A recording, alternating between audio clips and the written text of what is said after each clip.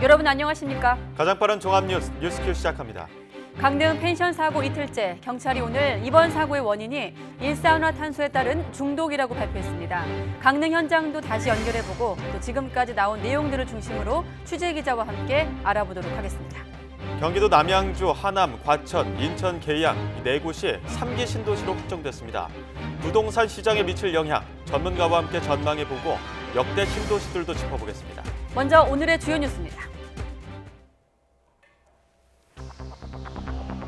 어제 강릉 펜션에서 의식을 잃고 병원으로 옮겨진 학생들이 이틀째 치료받고 있습니다. 7명 가운데 2명은 의식을 되찾았는데 중독에 따른 합병증 발생 가능성도 있어 안심하기는 이릅니다. 3명의 안타까운 사망자를 낸 이번 펜션 사고 원인은 냄새도 색깔도 없는 일산화탄소 중독으로 드러났습니다. 야영 시설에 경보기 설치를 의무화하는 법안이 지난 9월 마련됐지만 펜션은 대상에서 빠져 있었습니다.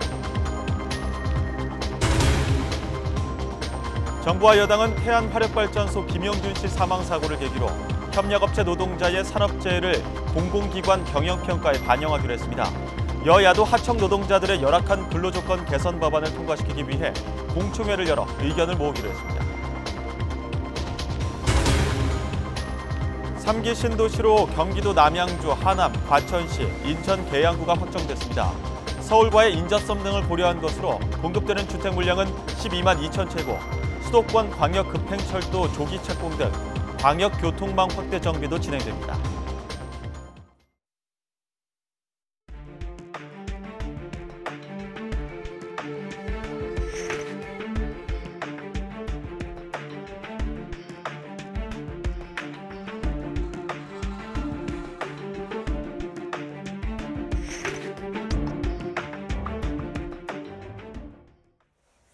네, 사고 이틀째 병원으로 이송된 학생들은 병원에서 치료를 받고 있습니다. 일부 학생은 호전된 상태지만 또 일부 학생은 여전히 위독합니다.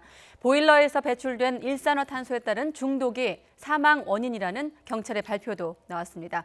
강릉 현장부터 가보겠습니다. 지원 기자. 네, 강릉 아산병원입니다. 네, 지금 학생들 상태부터 알려주시죠. 네. 네, 정말 많은 분들이 학생들의 쾌유를 빌고 바라고 있습니다. 지금 저희가 있는 곳이 강릉 아산병원인데요. 이 병원은 일산화탄소에 중독된 학생들 7명 가운데 5명이 치료를 받고 있는 그런 곳입니다. 지금도 오후에 치료가 고압산소치료센터에서 이루어지고 있는데요. 오늘 오후에 이곳 응급센터장이 브리핑을 했습니다. 전반적으로 학생들의 상태가 호전되고 있다, 나아지고 있다, 이런 내용이었습니다. 전반적으로 학생 1명이 추가로 의식이 돌아왔고요. 말을 하고 일부 학생은 걸을 수도 있다고 합니다. 통증에도 반응을 하고 있고요. 모든 학생이 자가호흡을 하고 있습니다. 어제부터 상태가 좋아진 학생은 중환자실에서 일반실로 병실을 옮겼고요. 심리치료를 계획 중입니다. 다만 원주에 후송된 학생 2명은 아직 인공호흡기에 의지해 치료를 받고 있는데요.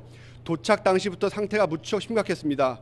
응급 고압산소 치료 후에 현재는 뇌보호를 위해서 저체온 치료를 받는 것을 알렸습니다. 환자의 상태는 좀 더 시간이 지나야 알 수 있다는 게 의료진의 판단입니다.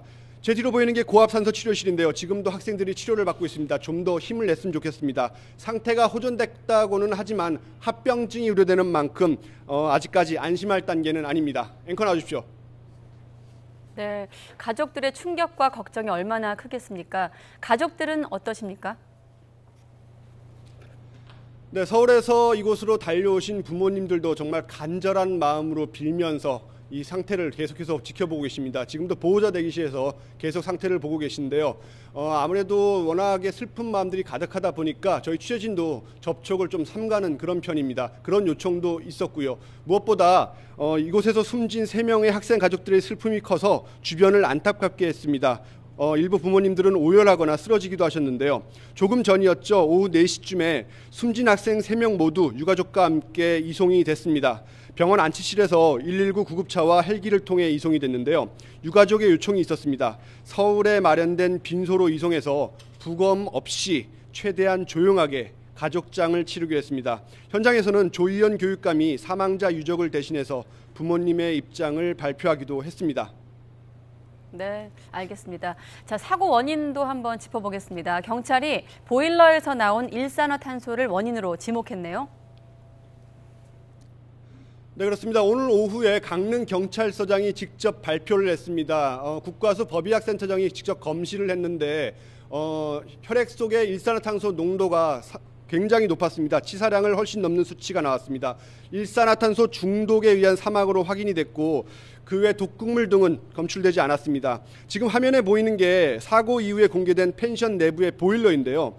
저희가 이걸 입수했습니다. 화면을 보면 보일러 본체와 연통이 어긋난 것을 알 수 있습니다. 이 학생들이 머물던 펜션 201호는 복층 구조로 방 4개와 거실 그리고 화장실 등의 구조로 되어 있고 보일러실이 따로 있습니다. 그런데 본체와 배기관 연결 부위가 어긋나 있어서 배기가스 일부가 유출될 수 있는 상태였습니다. 펜션에는 가스 누출 경보기도 설치되지 않은 것으로 파악됐습니다. 이 밖에 피해 학생들의 행적에 대한 수사도 발표됐습니다. 주변 CCTV 확인 결과 그제 오후였죠. 펜션에 입실한 후에 저녁에 바비큐장에서 고기를 구워 먹으며 식사를 했고요. 밤 9시쯤 객실로 올라갔습니다. 국립과학수사연구는 현재 사고 펜션에 대한 2차 감식을 벌였고요. 가스 보일러를 뜯어서 조사할 예정입니다. 앵커 나와주십시오. 네, 지금 지원 기자가 화면을 통해서 설명을 했다시피 보일러 연통이 어긋나 있었고 또 가스 누출 경보기도 없었다. 자, 그렇다면 그동안 점검은 이루어지지 않았던 겁니까? 네, 해당 펜션은 올해 7월에 그 농어촌 민박으로 등록을 했습니다. 근데 등록 당시에 강릉시의 위생이라든지 소방 분야는 점검이 있었는데 이 보일러 관련 시설은 점검이 없었습니다. 4번에 걸쳐서 이 펜션의 사업자가 바뀌었는데 연 2회 동절기와 하절기에 검사를 했는데 이상이 없었던 것으로 드러났습니다. 화재 경보기는 방마다 있었는데 정작 가스 경보기는 규제가 없고 의무사항이 아니라서 설치하지 않은 것으로 드러났습니다. 가스안전공사 측은 자신들은 LP가스 탱크만 관리하며 가스 보일러는 가스 공급자가 점검하게 돼 있다고 밝혔습니다. 이에 따라 가스 보일러 점검이 제대로 이루어졌는지 가스공사의 책임은 없는지 확인이 필요해 보입니다. 지금까지 강릉 아산병원에서 YTN 지환입니다.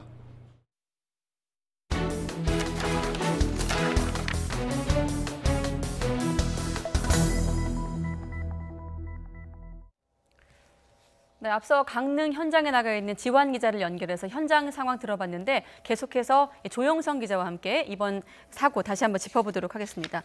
자, 조영성 기자, 일단 학생들 상태부터 다시 한번 전해주시죠. 네, 일단 의식불명에 빠진 학생 7명 가운데 5명은 강릉 아산병원에 있습니다. 네. 2명은 의식이 호전돼 조만간 심리치료를 한 뒤 연고지인 서울 쪽 병원으로 옮겨질 예정입니다. 또 1명은 자기 이름 정도만 말할 수 있는 상태고 나머지 2명은 통증에 어느 정도 반응만 할 수 있는 상태로 좋지 않습니다. 사고 원인으로 일산화탄소 누출이 지목이 됐습니다. 병원은 학생마다 회복 속도가 차이가 나는 이유로 가스가 누출된 곳과 학생들이 자고 있던 위치에 상관관계가 영향을 줬을 것으로 보고 있습니다. 그 밖에 원주 세브란스 기독병원에도 학생 2명이 있습니다. 헬기로 이송될 당시 위독해 고압 산소 치료가 가능한 곳으로 옮겨진 것인데요. 네. 병원 측은 학생들이 장기 손상을 입어 약물과 수액 치료로 안정화를 하고 있다며 며칠 더 지켜봐야 추후 치료나 회복 단계를 판단할 수 있다는 입장입니다. 네, 회복 속도가 차이 나는 이유가 이제 가스가 발생한 곳과 학생들이 머문 위치, 뭐 1층이냐 2층이냐에 따라서 좀 다를 수 있다, 이렇게 분석 결과가 나오고 있군요. 네. 자, 이번 참사가 어떻게 난 건지 과정도 한번 짚어보겠습니다. 학생들이 펜션에 온 건 언제죠? 네, 학생들이 펜션에 온 것은 네. 이틀 전입니다. 17일 오후 4시가 되기 조금 전에 왔는데요. 네. 결국에 그 방에서 나오지 않아서 펜션 주인이 발견한 곳은 2명은 방에, 그리고 2명은 거실에, 그리고 4명은 복층에서 발견을 했습니다. 조사 결과 펜션 보일러에서 연기가 나가는 부분과 연통이 어긋나 있어서 경찰은 국가수 분석 결과 일산화탄소 누출 때문이라고 결론을 내렸습니다. 직접 들어보겠습니다. 국과수 법의학센터장 등이 직접 검시하였으며 혈중 일산화탄소 농도가 치사량을 훨씬 넘는 수치로서 일산화탄소 중독에 의한 사망으로 확인되었고 그 외 독극물 등은 검출되지 않았습니다. 네. 자, 학부모들은 물론이겠고요. 함께 공부하던 학생들의 비통한 마음이 얼마나 크겠습니까? 그래서일까요? 이 대성고등학교 사흘간 휴업을 결정했죠? 그렇습니다. 말씀하신 대로 학교는 상당히 침통한 분위기입니다. 네. 학생들이 다니던 대성고등학교는 오늘부터 사흘 동안 임시 휴업한다고 공지를 했습니다. 서울시 교육청 관계자는 학생들에 대한 애도 기간으로 휴업을 한다며 정상적인 학습이 되지 않는다는 판단도 있었다고 설명을 했습니다. 사고 피해자의 학부모들은 언론의 지나친 접근과 사실과 다른 기사로 인해 추가 피해가 없도록 해달라고 사고대책본부를 통해 요청을 하기도 했습니다. 네. 저희 취재진도 사고 발생 시점부터 이런 부분을 우선으로 해 해당 학교 학생과 학부모에 대한 취재를 되도록 삼가하고 있습니다. 교육당국도 피해자 가족을 위해 방안을 마련하기로 했습니다. 유은혜 사회부총리 겸 교육부 장관은 강릉 펜션 사고와 관련해 상황 점검 회의를 열고 최선을 다해 피해자 가족을 지원하겠다고 밝혔고 또 네. 모든 학생 안전 매뉴얼과 규정을 재점검하겠다면서 수능 이후 학생들이 방치되고 있지 않은지 전수 점검하겠고 특히 체험학습 명목으로 고등학생끼리 장기 투숙하는 여행이 있는지도 점검하겠다고 예고했습니다. 네, 거기에 대한 점검도 필요하겠고 일단은 사고의 원인 파악도 중요하지 않겠습니까? 일단 경찰 발표로는 사고의 원인이 일산화탄소로 이제 지목이 됐는데 경보기가 좀 있었다면 사고를 피할 수 있었지 않았을까 이런 우려들도 나오고 있거든요. 경보기 설치가 그런데 펜션 같은 경우는 의무가 아니었나 봐요. 그렇습니다. 일산화탄소는 무색무취의 기체이기 때문에 노출이 돼도 쉽게 알 수가 없습니다. 보일러 연료나 연탄이 탈 때 많이 나오는데요. 마시게 되면 어지러움증과 구토 증상이 납니다. 혈액의 산소 운반 능력을 떨어뜨려 심각할 경우 사망에 이를 수도 있습니다. 앞서 경찰이 밝힌 것처럼 강릉 펜션 사고도 추억여행을 온 학생들이 잠든 사이 일산화탄소에 노출된 것으로 확인이 됐습니다. 그래프 잠시 보시겠습니다. 지난 2011년부터 지난해까지 벌어진 가스 사고는 해마다 120여 건 수준입니다. 네, 이로 인해 사망자는 지난해 처음으로 한 자릿수로 떨어졌고 부상자는 여전히 100명을 웃돌고 있습니다. 네, 특히 지난 9월 정부가 일산화탄소 경보기를 야영시설에 설치하도록 관련 법규를 만들었지만 펜션과 주택은 대상에서 빠졌습니다. 미국과 캐나다 등은 일산화탄소를 치명적 유독가스로 평가해 2010년부터 경보기 설치를 의무화했습니다. 이번 강릉 펜션 사고가 일산화탄소 중독으로 원인으로 지목돼 펜션 경보기 설치를 의무화해야 한다는 목소리도 점차 커질 것으로 보입니다. 네, 가스 사고가 해마다 120여 건 수준이고 이 대목이 아쉽네요. 지난 9월에 야영시설에 설치하도록 경보기 설치하도록 관련 법규를 만들었지만 이때 펜션이 빠졌다는 부분이 참 다시 한번 거듭 아쉽다는 이런 생각이 듭니다. 자, 지금까지 사회부 조용선 기자와 함께 이번 사고 둘러봤습니다. 네.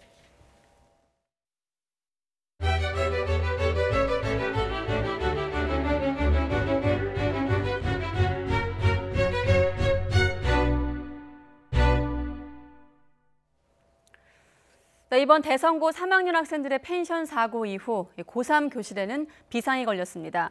교육당국은 정상 수업을 하라고 으름장을 놨지만 출석 관리 외엔 시간을 보낼 마땅한 방법이 없기 때문에 학교는 한숨만 짓고 있습니다. 이재윤 기자가 취재했습니다. 아직 수업이 끝나지 않았는데 외출증을 끊고 학교를 나선 고3 학생. 선생님 들어오시고 애들 알아서 그냥 자율활동하게 놔두고. 주로 학생들 뭐 해요, 그러면 그 시간에? 핸드폰 하죠. 집에서 입시 원서를 쓰다 10시 넘어서 등교하는 학생도 만났습니다. 딱히 뭐 할 건 없어요. 정해진 게 없기 때문에. 그래서 이 기간은 진짜 할 게 없죠. 조퇴나 지각도 사유를 써내면 체험학습과 마찬가지로 출석이 인정됩니다. 방학만 기다리는 고3 학생들은 교실에서 휴대폰만 보더라도 출결 관리 때문에 학교에 나옵니다. 수업할 이유가 없어진 고3 교실을 어떻게 운영할지는 오래전부터 이어진 학교의 고민입니다.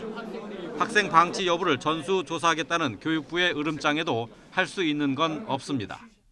고민이 너무 많습니다. 이때가 너무 힘들어서 고3 담임 선생님들도 어려워하고 그 차원에서 억지로 학생들을 모아다 끌어안쳐 놓는다고 해서 해결될 문제가 아니고 해서 11월 수능 이후 학사 관리는 사실상 마비 상태로 시간 때우기라는 비판은 매년 반복됐습니다. 현장에서는 수능 일정을 조정하거나 중학교 때 이루어지는 자유학교제를 수능 이후로 바꾸자는 제안을 내고 있지만 이런 의견도 방치되기는 마찬가지입니다. YTN 이재현입니다. 네, 상황이 이렇자 유은혜 사회부총리 겸 교육부 장관이 강릉 사고 관련 상황 점검 회의에서 모든 학생 안전 매뉴얼과 규정을 재점검하겠다고 밝혔습니다. 특히 수능 시험 이후 마땅한 교육 프로그램이 없어 학생들이 방치되고 있지 않은지 전수 점검을 하고 체험학습 명목으로 고등학생끼리 장기 투숙하는 여행이 있는지도 신속히 점검하겠다고 밝혔습니다. 네, 다음 소식입니다. 치솟는 집값도 잡고 특히나 서울에 집중된 주택 수요를 분산시키기 위해서 정부가 꺼낸 카드가 3기 신도시 공급입니다. 2021년부터 경기도 남양주, 하남 등 모두 4곳에 100만 제곱미터 이상의 신도시가 만들어질 예정입니다. 김현우 기자의 보도 먼저 보시겠습니다. 경기도 남양주시 진접 진건읍 일대입니다. 이 지역에 1134만 제곱미터 규모의 신도시가 들어섭니다. 위례 신도시보다 2배가량 큰 규모입니다. 대부분 그린벨트로 묶여있는 경기도 하남 교산지구. 이 일대 649만 제곱미터도 신도시로 개발됩니다. 007 작전을 방불케 할 정도로 베일에 가려졌던 3기 신도시 지역이 확정됐습니다. 국토교통부는 대규모 택지 개발 지역 4곳을 선정했습니다. 대부분 훼손되거나 보존 가치가 낮은 그린벨트 지역을 개발해 신도시 택지로 공급하기로 했습니다. 4곳 모두 서울 경계와의 거리가 2km 정도입니다. 100만 제곱미터 이상의 대규모 택지는 남양주, 하남, 인천 계양, 과천 등 4곳에 12만 2천 호이며 중소규모는 37곳에 3만 3천 호입니다. 확정된 3기 신도시 지역은 오는 2020년 토지 보상 등을 마무리하고 2021년부터 공급이 시작됩니다. 서울은 물론 수도권에도 대규모 신도시를 지어서 주택을 공급한다는 것인데요. 주택시장에 강력한 공급 확대 신호를 보내는 셈인데 그만큼 주택시장 안정에 도움이 될 것으로 예상이 됩니다. 국토부는 3기 신도시 개발 지역의 투기를 차단하기 위해 주변 지역을 토지거래 허가 구역으로 조기에 지정하고 모니터링과 단속을 강화하기로 했습니다. YTN 김현우입니다.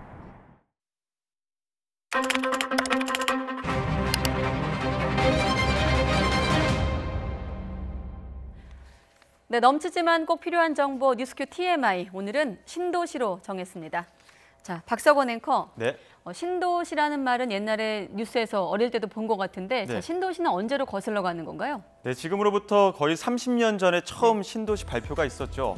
그리고 오늘 정부가 주택 공급을 늘리고 폭등하는 집값을 안정화하기 위해 세 번째 신도시 카드를 꺼내 들었습니다. 우리나라 신도시의 역사는 1989년 노태우 정부 시절로 거슬러 올라갑니다. 당시 저금리, 저환율, 저유가, 3저 현상과 함께 88 서울올림픽 개최 등으로 대규모 도시개발 사업이 활발해지자 부동산 가격이 폭등하는데요. 이에 정부는 집값 안정과 주택난 해결을 위해 정권의 명운을 걸고 주택 200만 호 건설 계획을 공약으로 내세웠습니다. 당시 1기 신도시 부지로 선정된 곳이 지금도 신도시의 대명사로 여겨지는 경기도 일산과 분당, 산본, 중동, 평촌 5곳인데요. 서울과 가깝지만 그때만 해도 허허벌판이었던 이곳에 대규모 아파트 단지가 들어서면서 주택 보급률은 1985년 69.8%에서 1991년 74.2%로 상승하기도 했습니다. 1기 신도시는 서울 도심에서 반경 20km 거리에 접근성이 우수하고 교통 여건도 좋았지만 자족 기능이 부족했습니다. 편의시설 없이 집만 있었다는 것이죠. 때문에 신도시 주민들에게는 잠만 자는 곳, 이른바 배두타운이라는 지적이 나오기도 했습니다. 안정화되는 듯 했던 집값이 또다시 오르기 시작하면서 노무현 정부였던 2003년 2기 신도시 사업이 시작됐습니다. 서울에서 30km 정도 떨어진 경기도 김포, 파주, 화성, 판교, 평택, 인천, 청라 등의 대규모 주택을 공급하는 건데요. 하지만 상대적으로 서울과의 거리도 가깝고 자족 기능을 갖춘 판교를 제외하면 나머지 지역은 광역교통망이 제대로 갖춰지지 못해 수요가 골고루 이뤄지지 못했다는 평가가 나오기도 했습니다. 오늘 정부가 3기 신도시 부지를 발표했습니다. 남양주 왕숙구와 하남 교산, 과천, 인천 계양 총 4곳으로 이곳에 공급될 주택은 12만 2천 호에 이르는데요. 1, 2기 신도시의 성공과 실패를 반년 교사 삼아 실효성 있는 정책이 될 수 있을지 관심이 집중되고 있습니다.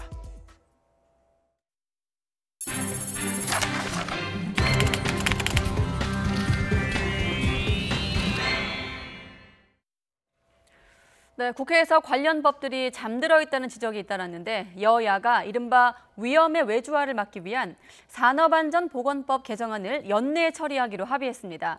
집권 여당인 더불어민주당은 앞으로 공공기관 경영평가에서 협력업체의 산재 현황까지 포함시키는 방안을 추진하겠다고 밝히기도 했습니다. 염혜원 기자의 보도입니다. 정부와 여당이 위험의 외주화 방지를 위한 당정 협의를 열었습니다. 더불어민주당은 보수 정권에서 추진했던 경영 효율화가 공공부문까지 확대되면서 소외된 죽음이 이어지고 있다고 지적했습니다. 그러면서 문재인 정부의 주요 정책인 비정규직의 정규직화로 문제를 풀어나가겠다고 강조했습니다. 기존에 추진되어 온 발전 정비산업 민간시장 개방 확대 정책은 문재인 정부의 공공기관 비정규직의 정규직화와 충돌하고 있습니다. 공공부문 위험의 외주화 개선과 정규직화 방안을 논의하고 대책은 원청의 책임을 강화하는 데 집중될 것으로 보입니다. 당정은 앞으로 협력업체의 산재 현황까지도 원청인 공공기관의 경영평가에 반영하겠다고 밝혔습니다. 또 위험 업무의 경우 도급을 제한할 계획입니다. 이런 대책을 시행하기 위한 법적 근거로 정부가 제출한 산업안전보건법 개정안도 처리에 속도를 내고 있습니다. 국회 환경노동위원회 고용노동소위원회는 오는 27일 본회의 통과에 뜻을 모았습니다. 이번 주 공청회를 열어 전문가 의견을 듣고 각 당 간사가 쟁점을 추려 논의를 압축적으로 진행한다는 계획입니다. 국민적 관심사가 높고 굉장히 산업안전 관련돼가지고 여러 가지 좀 우려도 많이 있지 않습니까? 그렇기 때문에 3당 대표들께서도 이 부분에 관련돼서는 바로 처리해 주지 않겠나 싶습니다. 정치적으로.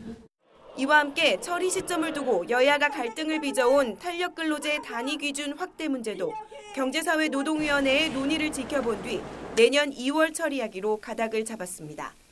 YTN 염혜원입니다. 네, 국회에 받는 돈 가운데는 감사나 조사 등 특정한 목적에 사용하도록 편성이 된 특정 업무 경비라는 것이 있습니다.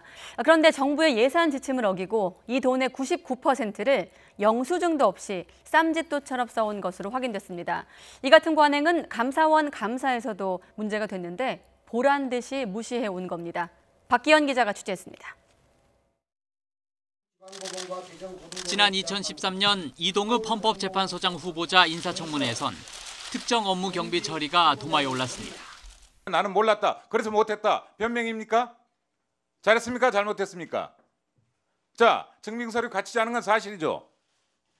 증빙서류 제출한 적 없죠. 특정 업무 경비는 현금으로 지급하지 말고 카드로 지급해야 되는데 지금 헌법재판소를 비롯한 대법원도 지금 일부 카드, 일부 현금 이렇게 지급하는 것으로 제가 알고 있습니다. 특정 업무 경비를 사적으로 이용했다는 의혹이 커지면서 결국 이 후보자는 사퇴했습니다. 하지만 이를 비판했던 국회는 어떨까?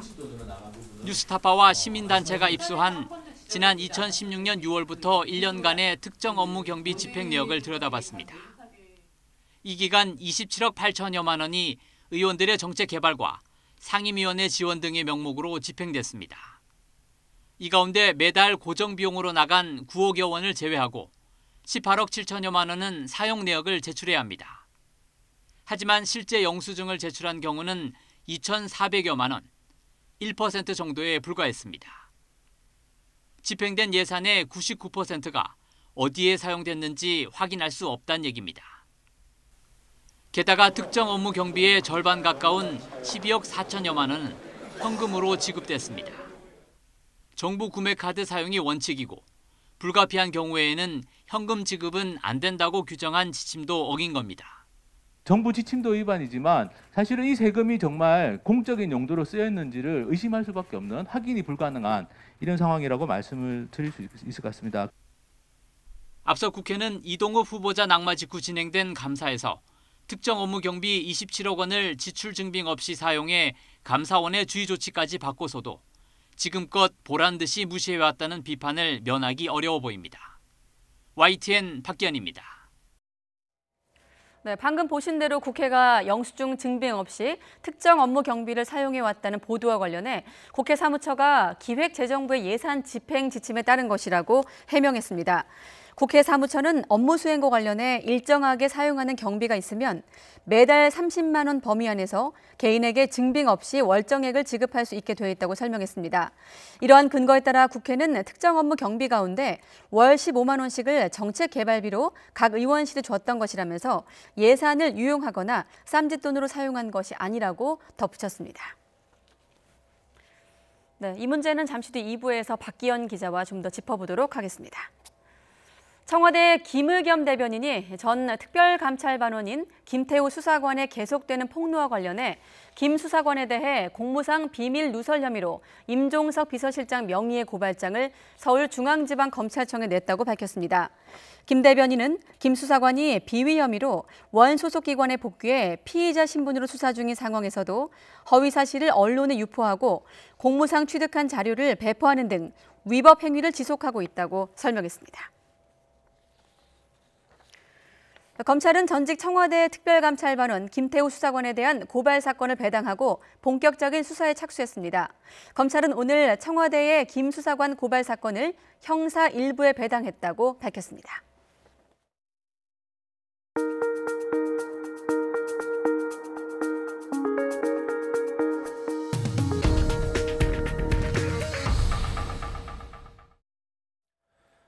카카오의 카풀 서비스에 반대하는 택시업계가 내일 하루 파업에 들어가고 국회 앞에서 대규모 집회를 엽니다.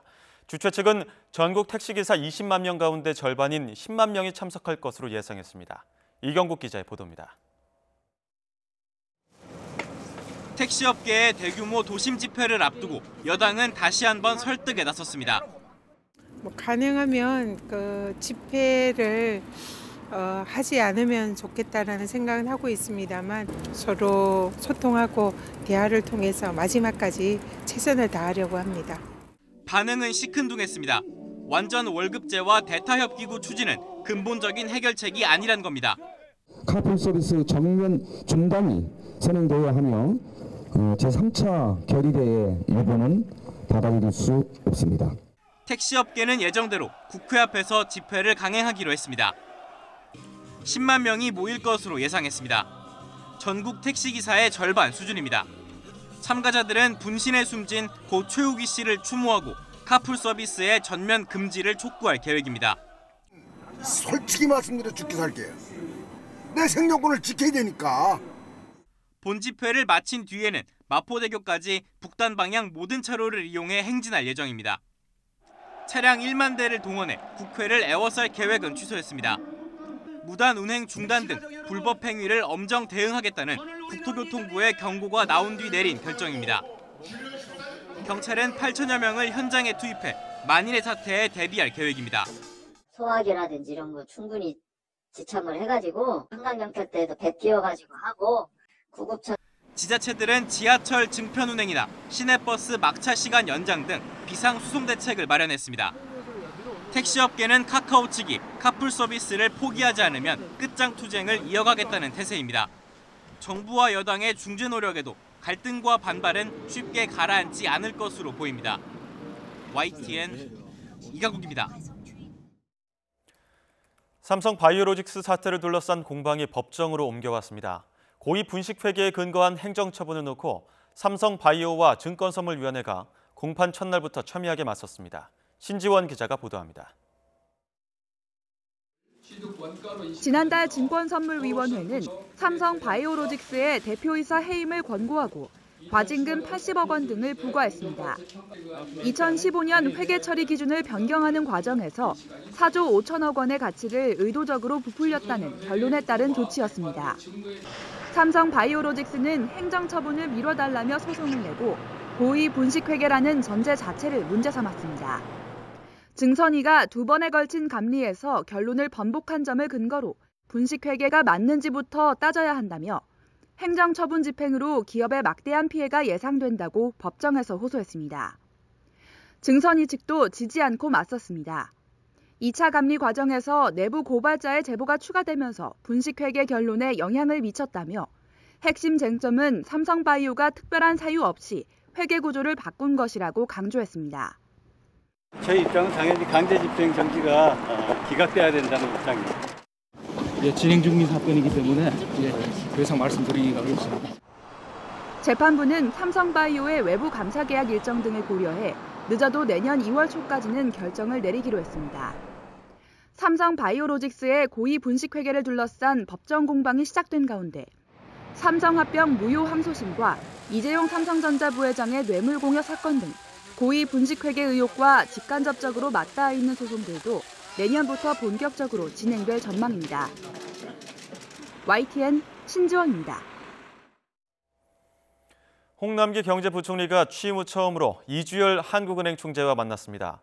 홍 부총리와 이 총재는 내년 경제 여건이 녹록지 않다는 데 인식을 같이 하고 정책에 긴밀히 협력하겠다고 한 목소리를 냈습니다.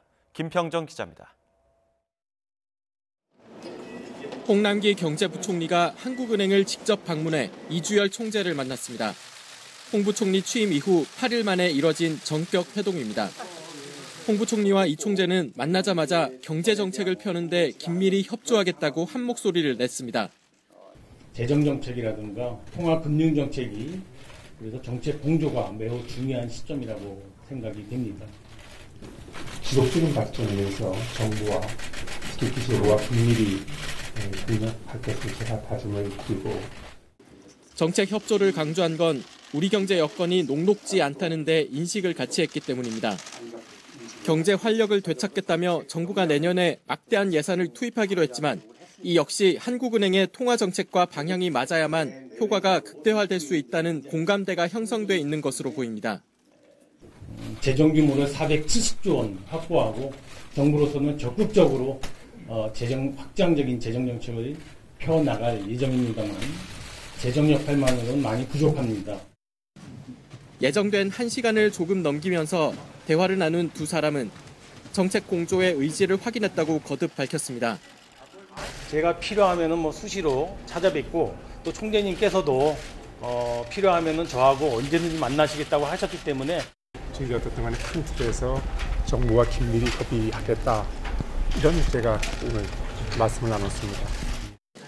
금리 인상이 예상되는 미국 연방공개시장위원회 FOMC 회의에 대해서는 홍 부총리와 이 총재 모두 우리 경제에 미칠 영향을 주시하겠다고 말했습니다.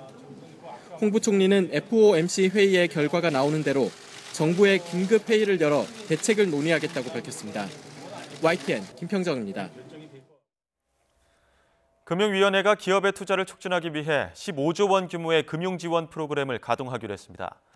최종구 금융위원장은 송년 간담회에서 사업 재편은 물론 환경과 안전 투자 촉진을 위한 금융지원 프로그램을 신속히 가동하도록 세부 운영 방안을 마련하겠다며 이같이 말했습니다.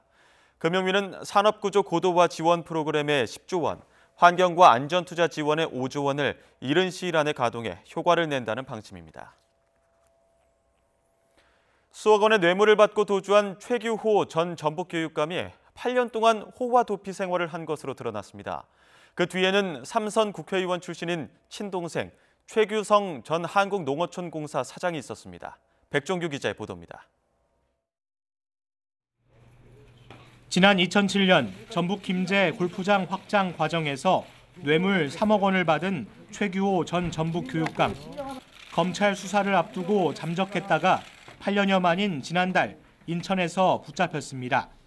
검찰은 최 씨 검거 뒤 도피에 도움을 준 사람이 있는지 찾았습니다.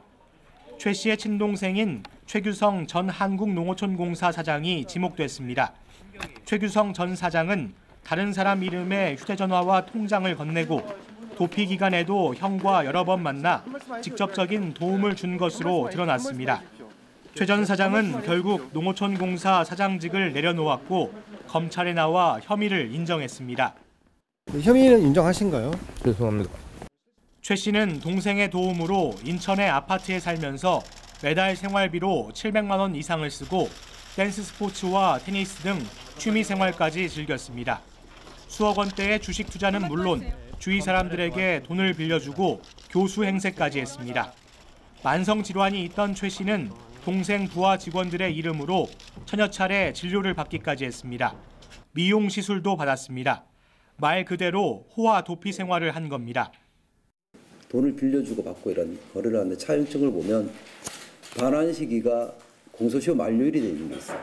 이분은 아마 공소시효를 넘겨서 까지 계속 도피할 걸로 그렇게 생각을 했던 것 같아요. 검찰은 가족끼리 범인 도피 교사 혐의가 인정되지 않아 최 전 사장을 사기와 전자금융거래법 위반 혐의 등으로 불구속 기소했습니다. YTN 백종규입니다. 울산 지역 초중고 비정규직 노동자들이 파업을 벌였습니다. 노동자들은 울산시 교육청 앞에서 파업 결의대회를 열고 1년 7개월간 미뤄지고 있는 임금 교섭에 시 교육청이 적극적으로 나서라고 요구했습니다. 파업에는 전체 440여 개 초중고 가운데 50여 개 학교 조리사와 방과 후 전담 교사 등이 참여했고, 이에 따라 급식을 할 수 없는 학교에서는 급식을 도시락이나 빵과 우유로 대체했습니다. 잉글랜드 프리미어리그 맨유의 모리뉴 감독은 유럽 빅리그에서 수많은 우승컵을 들어올려 최고의 명장으로 손꼽힙니다. 그런데 맨유 감독에 취임한 이후 2년 동안 성적 부진에 선수단과 불화설까지 겹치면서 우리 시간으로 어젯밤 전격 경질됐습니다. 미국 CNN과 영국 BBC는 긴급 뉴스로 전할 정도로 관심이 뜨거웠습니다. 김재영 기자입니다. 맨유 구단은 위약금 340억 원을 주면서까지 모리뉴 감독을 전격적으로 경질했습니다. 라이벌 리버풀에 1대 3으로 완패한 지난 주말 경기가 마지막 경기가 됐습니다. 리그 6위로 추락한 성적에 선수단과 불화설까지 불거지면서 결국 3시즌 만에 짐을 쌌습니다. Oh, ecstatic. Absolutely wonderful news. Look at his demeanor. Look at the way he's an absolute misery. This guy. 2016년 취임 당시만 해도 모리뉴는 특유의 화법으로 자신감을 마음껏 드러냈습니다. Some of them, the last time they won a title was never. The last time I won a title was 1 year ago. It was not 10 years ago, 15 years ago. 하지만 가는 팀마다 리그 우승을 지휘했던 모리뉴는 맨유에서 리그 정상에 오르지 못했습니다. 더구나 올 시즌은 17경기를 치른 현재 리그 6위로 추락해 일찌감치 우승권에서 멀어졌습니다. 29년 사이 최악의 성적으로 선두 리버풀보다 강등권과의 격차가 더 가깝습니다. 성적이 안 좋자 선수단은 물론 영국 언론과도 마찰이 계속됐습니다. 모리뉴 감독이 처음으로 3골자 패배를 당한 지난 8월 토트넘전 직후 정점을 찍었습니다. Do you know what this means? 3-0, but also mean 3 premierships, and I won more premierships alone than the other 19 managers together. 3 for me and 2 for them. Respect, man, respect. 3년 전 12월 18일 첼시에서 경질된 모리뉴는 3년 후 같은 날 맨유에서 해고 통보를 받았습니다. 올 시즌을 임시 감독 체제로 운영하겠다고 밝힌 맨유는 후임 감독 선임에 착수했습니다. 손흥민의 소속팀 토트넘 포체티노 감독이 1순위 후보로 거론되는 가운데 지단과 콘테 등 다양한 후보들이 오르내리고 있습니다. YTN 김재영입니다. 네, 지금 제 뒤로 이 문양 무엇으로 보이십니까? 한인들이 많이 살고 있는 미국 로스앤젤레스의 한 공립학교에 일본 제국주의 상징 우길기 문양과 비슷한 벽화가 있어서 논란이 커지고 있습니다. 한인들의 항의로 그림을 지우기로 했는데 표현의 자유라는 반대 여론에 밀려서 결정이 다시 보류됐습니다. LA 김기봉 특파원이 취재했습니다. LA 한인타운에서도 훤히 들여다보이는 로버트 케네디 공립학교의 벽화. 여배우와 야자수 바깥으로 우길기와 흡사한 빗살 무늬가 펼쳐져 있습니다. 2016년 이 학교 벽화 축제 때 그려진 그림 중에 하나입니다. 일제 전범의 상징인 우길기를 연상시키는 무늬를 용납할 수 없다는 한인들의 항의가 몇 달간 이어지자 해당 교육부는 그림을 지우기로 결정했습니다. Because we have offended a community. For us, it really is about making this right and ensuring that we are mending bridges, not destroying them. 하지만 LA 타임스를 비롯한 현지 주류 언론이 지속적인 반론을 제기하면서 다른 기류가 형성됐습니다. 작가가 우길기를 염두에 두고 그린 게 아니며 색깔도 다르기 때문에 일부 민족의 주장만으로 그림을 지우는 건 표현의 자유를 침해하는 것이라는 논리입니다. 여기에 벽화축제에 참여했던 다른 작가도 그림 제거에 반발하자 LA 교육부는 그림 제거 결정을 일단 보류했습니다. 한인사회는 뜻밖의 난관에 부딪히게 됐습니다. 사립학교도 아니고 공립학교, 그것도 한인타운 한가운데에 있고 그냥 벽화로 크게 해서 지나가면 볼 수밖에 없는 그림이 되는데 그런 면에서 좀 더 심각성이 있는 거죠, 상황이. 문제가 지역사회 전체 이슈로 커지자 해당 교육부는 물론 한인사회도 쉽지 않은 싸움을 하게 됐습니다. 벽화를 지우는 것도 중요하지만 그 과정에서 타 민족과의 분란이 심해지고 지역사회의 인심을 잃어서는 안 되기 때문에 완벽한 해법을 찾기가 쉽지만은 않아 보입니다. LA에서 YTN 김기봉입니다. 네, 프랑스에선 이번엔 경찰들이 집단 행동에 나서고 있습니다. 주말마다 수십만 명에 달하는 노란 조끼들의 폭력 시위를 막았던 경찰들, 처우 개선을 요구하고 나선 건데요. 여기에 연금제도 개편에 반대하는 시위까지 벌어져 마크롱 대통령이 곤욕을 치르고 있습니다. 박병환 기자의 보도입니다. 노란 조끼들의 시위와 스트라스부르 테러로 과중한 업무에 시달린 프랑스 경찰들이 근무 환경과 처우 개선을 요구하며 집단 행동에 나섰습니다. 분노한 경찰들이라는 단체는 샹젤리제 광장에서 시위를 벌이자며 동참을 호소하는 글을 SNS에 올렸습니다. 경찰들은 임금 인상과 근무 환경 개선, 추가 근무 수당 지급, 경찰관 충원 등을 요구하고 있습니다. SNS 호소문에는 올해 프랑스 경찰관 35명 자살, 근무 중 순직 5명이라는 문구도 등장했습니다. 경찰노조 알리앙스는 긴급 상황에만 출동하고 순찰과 외건 수사 등은 하지 말자고 호소했고 또 다른 경찰노조는 대통령과 면담이 이루어지지 않으면 집단 행동에 나선다고 경고했습니다. 결국 내무장관이 경찰 대표들과 만나 성난 경찰들을 달래기로 했습니다. Je rencontrerai tout à l'heure l'ensemble des partenaires sociaux pour leur proposer que nous travaillions ensemble au paiement de cette dette, parce qu'il s'agit bien d'une dette, celle de l'État sur les heures supplémentaires, et que nous puissions convenir ensemble des modalités d'extinction de cette dette. 이 가운데 연금 생활자들이 연금제도 개편에 반대하며 재무부 청사 앞에서 시위에 나섰습니다. Je suis là surtout pour les menaces futures, parce que la retraite à point, on n'en veut pas, quoi. C'est un slogan, mais c'est la vérité. Ça sera le travail sans fin, parce que. 이틀 뒤 41번째 생일을 맞이하는 젊은 지도자 마크롱 대통령은 그 어느 때보다 힘겨운 겨울을 보내고 있습니다. YTN 박병환입니다. 네, 최근에 유전자 편집 아기를 탄생시켜 세계적인 논란을 불러왔던 중국의 과학자 허젠쿠이가 과학학술지 네이처가 뽑은 올해 10대 인물에 선정이 됐습니다. 이 밖에도 꿈의 신소재, 그래핀의 초전도 현상을 발견한 과학자 등이 이름을 올렸습니다. 최소라 기자가 소개합니다. 21세기 바이오 혁명으로 불리는 크리스퍼 유전자 가위 기술. 이 기술을 이용해 과학계의 금기를 깬 중국의 과학자 허젠쿠이가 과학저널 네이처가 선정한 올해의 10대 인물에 뽑혔습니다. 허 교수는 지난달 인간 배아의 유전자를 편집해 에이즈의 면역력을 띤 아기가 태어났다고 주장했습니다.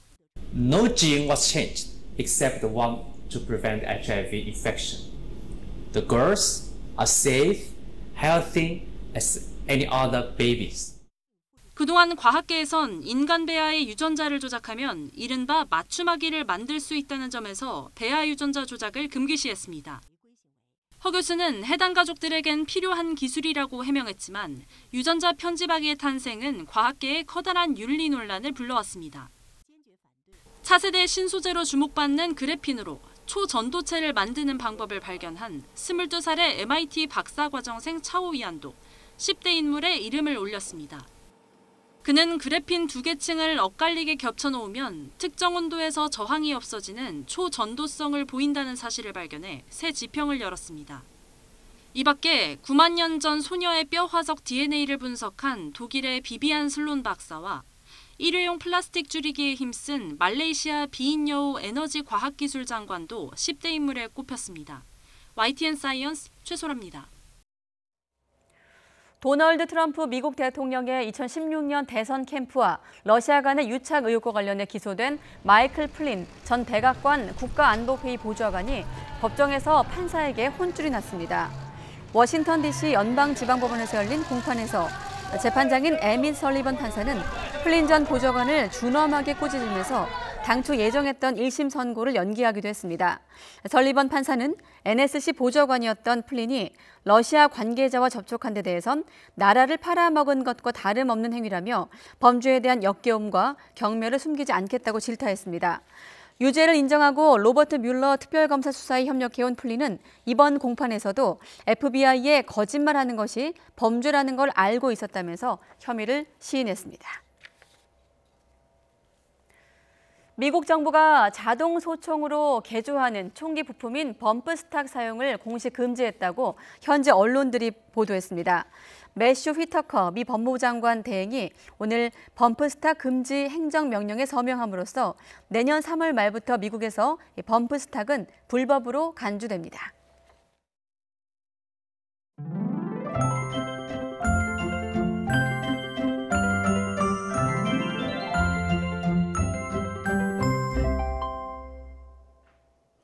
연일 공기가 답답한데요. 중국발 스모그의 영향으로 퇴근길인 현재도 충청과 남부지방의 초미세먼지 농도가 나쁨 수준까지 올라 있습니다. 내일도 대기가 정체되면서 종일 공기가 탁할 것으로 보이니까요. 조금 불편하시더라도 황사용 마스크를 꼭 착용하시는 게 좋겠습니다. 내일도 추위 걱정은 조금 덜었습니다. 내일 서울의 아침 기온은 1도, 낮 기온은 9도로 오늘과 비슷하겠고요. 평년 기온을 크게 웃돌면서 비교적 온화하겠습니다. 내일 중부지방은 구름이 많겠지만 남부지방은 종일 흐린 하늘이 예상되는데요. 새벽부터 오후 사이에 남해안과 제주도에는 가끔씩 비가 내리겠습니다.